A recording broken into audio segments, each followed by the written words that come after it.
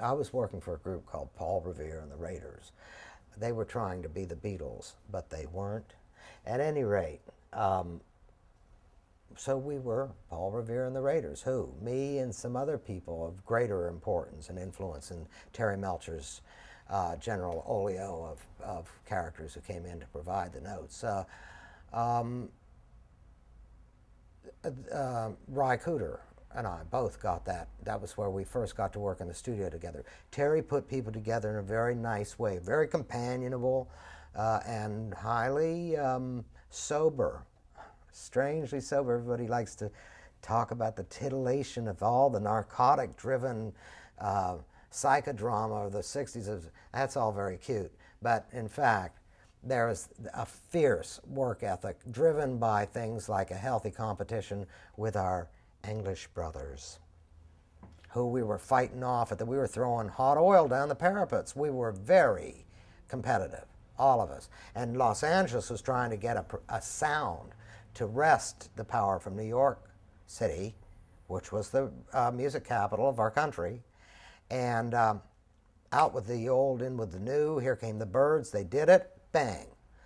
It just opened a genre, a genre. It opened a genre for a whole bunch of people. It opened the gates for other people of like sensibilities and experience to reinvent themselves in this electronic world, just at the dawn of that decade that produced the greatest studio technology analog has ever seen. This was the pinnacle of analog recording.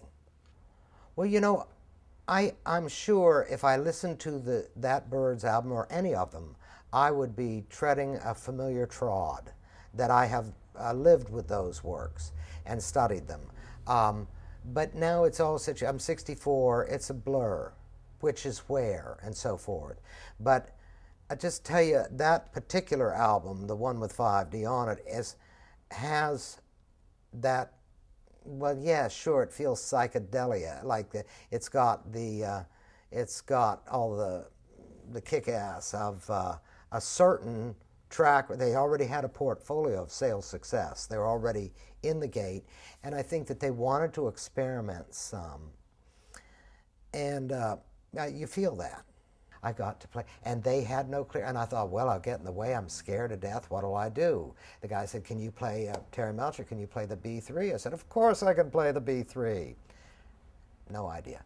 So I had no idea. I've simply seen Billy Preston go up to the top, and when he hits the top note, he'll put the match in and raise his arms and then hit the Leslie speaker with his elbow so that the crowd goes bananas.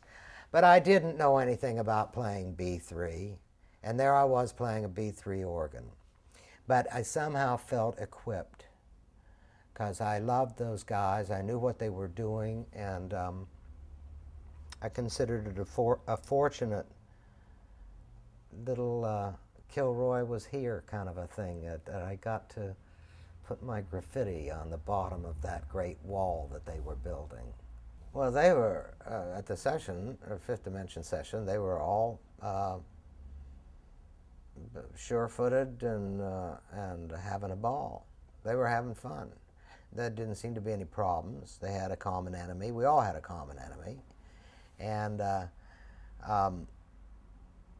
it was downright presidential. So we all decided that we were real den of thieves. We all had the same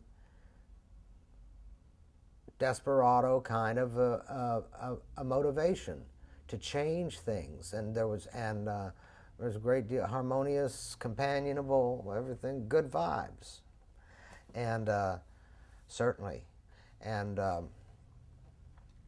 refreshing lack of any childish egotism and puffery. It was all very terrific.